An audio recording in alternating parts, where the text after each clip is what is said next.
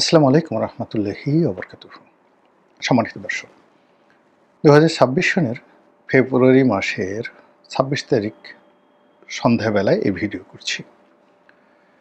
আজকের শবে বরাতের রাত্রি, পবিত্র, মহান, যারা ইসলাম ধর্মাবলম্বী তাদের জন্য বরকতময় একটি রজনী। তো যারা সাধারণ আমজনতা তারা এই রজনীতে দুটো ডাল ভাতের জন্য চিৎকার করবেন, কান্নাকাটি করবেন। আর যারা রাজা-বাদশাহ হওয়ার স্বপ্ন দেখেন তারা প্রথমত নিজের বিজয় চাইবেন, আর প্রতিপক্ষর পরাজয় চাইবেন। আর সেই আবহাওয়ার মধ্যে আজকের দিনটিতে রাজনীতির যে রঙ্গ, সেই রঙ্গ রীতিমতো জমে একেবারে বরফ হয়ে গেছে। বরফ হয়ে গেলাম এই কারণে যে যখন যে কোনো রং তামাশা এটি বায়বীয় অবস্থায় থাকে তখন এটি স্বাস্থ্যকর, আপনি দেখতে পাবেন, কিন্তু আপনাকে আঘাত করবে না। কিন্তু যখন কোনো রং তামাশা জমে বরফ হয়ে যায় তখন সেই বরফ যদি খণ্ড বিখণ্ড চূর্ণ বিচূর্ণ হয় এবং তা যদি আপনার দিকে ছুঁড়ে মারা হয়, এবং বরফের যে চাকু, বরফের যে ধারালো যে ফলা, এটি যে কোনো মরণঘাতী মারণাস্ত্র তার চেয়ে কোনো অংশে কিন্তু আপনার জন্য কম ক্ষতিকর নয়। আমাদের রাজনীতিতে যে কাদা ছোড়াছুড়ি, চেরাছুড়িতে, এটি এখন বরফ ছোড়াছুড়িতে পরিণত হয়েছে, এবং যেন তেন বরফ নয়, পেজা বরফ নয়। এই বরফ হলো অ্যান্টার্কটিকার যে শক্ত স্বচ্ছ বরফ, যার অগ্রভাগ যে কোনো তলোয়ারের চেয়ে ক্ষুরধার হয়ে থাকে। সেই বরফ এখন ছড়াছড়ি হচ্ছে। কারণটা কি? কারণটা হলো দেশের দুটো রাজনৈতিক দল যারা দীর্ঘদিন ধরে বন্ধু ছিলেন, পারস্পরিক যে সম্পর্ক এবং পরস্পরের যে একে অপরের পরিপূরক, এভাবে তারা প্রায় 50 বছর পথ চলেছে একে অপরের সঙ্গে কাঁধ মিলিয়ে 1975 থেকে 2025 সন অবধি। হঠাৎ করে তাদের মধ্যে প্রতিযোগিতা শুরু হয়েছে, ধাক্কাধাক্কি শুরু হয়েছে, প্রতিহিংসা শুরু হয়েছে, এবং সেই প্রতিহিংসার চরম যে পর্যায়, এটি এই মুহূর্তে আমরা দেখতে পাচ্ছি 2026 সনের ফেব্রুয়ারি মাসের আজকের এই দিনটিতে।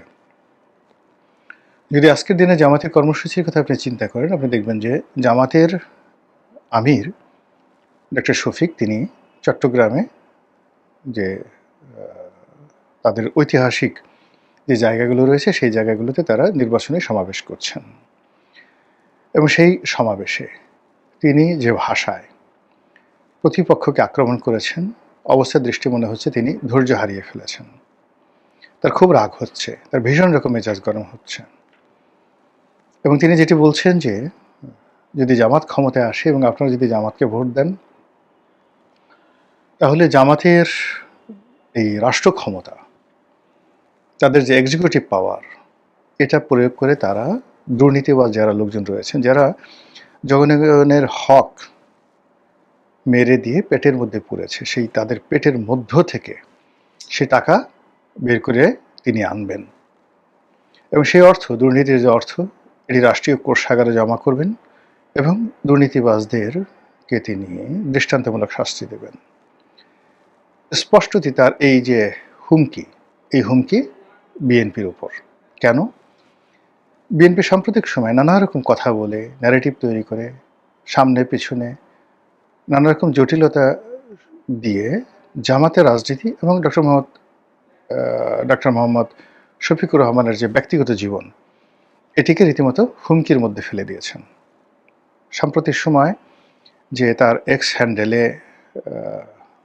হ্যাক হয়ে যাওয়া এবং একটি দেখে বলা হয় নারীদেরকে একটি গালি দেওয়ার সংক্রান্ত বিষয় নিয়ে বিএনপির যারা লোকজন, তারা এতটা সারা বাংলাদেশ উত্তাল করে ফেলেছে, এবং বিএনপির নারী নেত্রী, নারী কর্মী এবং নারীবাদী বিভিন্ন সংগঠনগুলোকে যেভাবে বিএনপি শফিকুর রহমানের বিরুদ্ধে নামিয়ে দিয়েছে, তাতে করে জনাব শফিকের যে ভাবমূর্তি, তার যে চেহারা সুরত, তার যে অস্তিত্ব, তার যে পদ পদবী, ঠিক তিনি যা, তার সঙ্গে আসলে এই রাজপথে তাকে নিয়ে যে ন্যারেটিভগুলো তৈরি করা হচ্ছে, এগুলো মানায় না।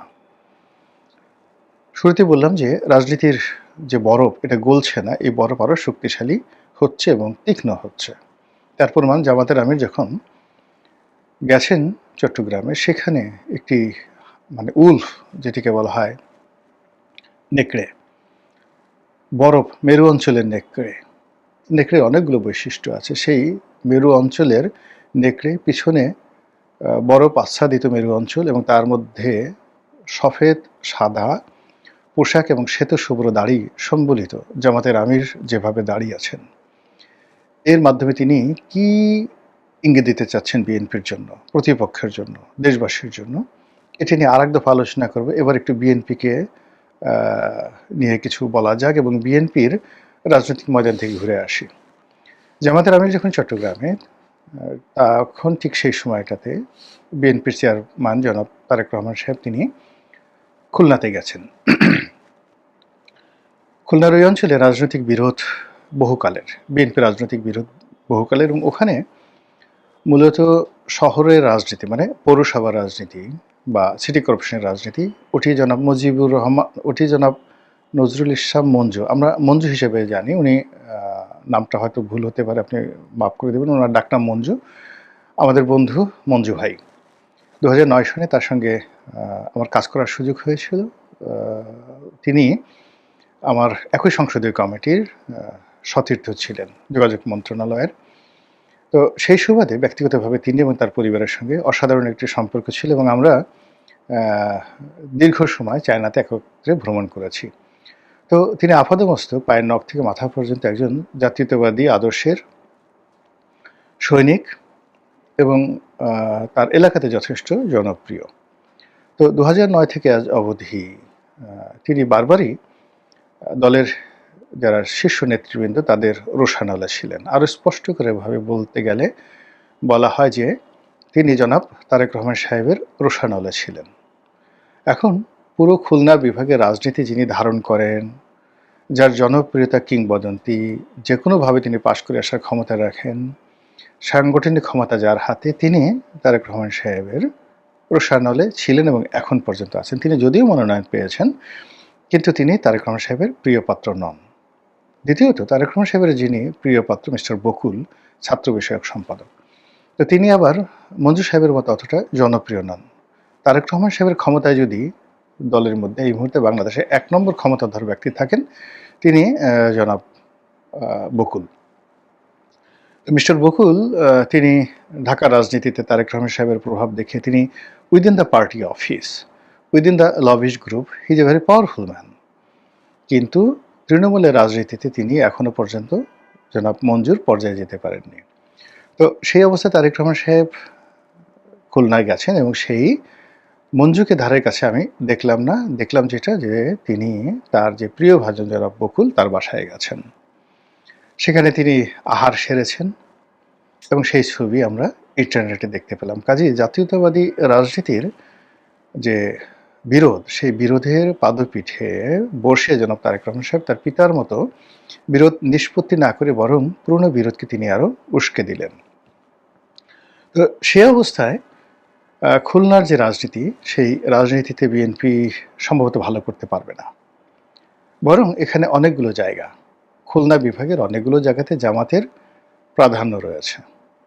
এমনকি খুলনা যে জেলা, বিভাগ নয়, জেলার যে সংসদীয় আসন, বেশ কয়েকটি সংসদীয় আসনে তার যাকে বলা হয় জামাতের বেশ গুরুত্বপূর্ণ একটা অংশীদারিত্ব রয়েছে, শক্তিমত্তা রয়েছে। তো সেখানে তারেক রহমান সাহেব গেছেন।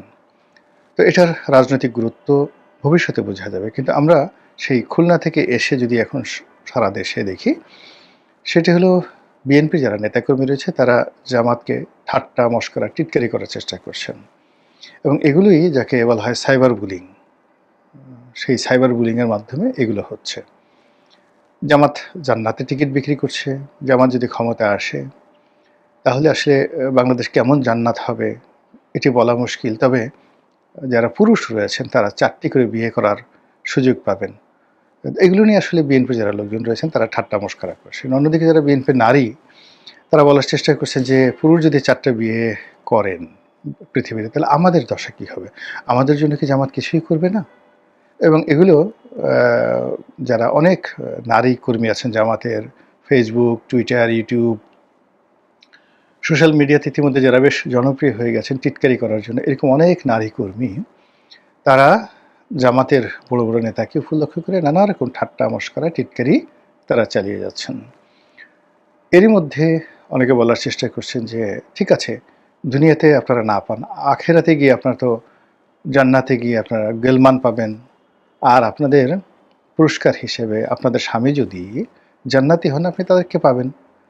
এখন অনেক মেয়ে বলার চেষ্টা করছেন এটা কী ধরনের কথা, দুনিয়াতেও সেই ফতার বাবার সঙ্গে আমরা ঘর করলাম যার যন্ত্রণায় আমরা অতিষ্ঠ, আর সে জান্নাতে গিয়ে যদি সেই একই ফতার বাপকে পাই তাহলে এটা আর নতুন কি হলো।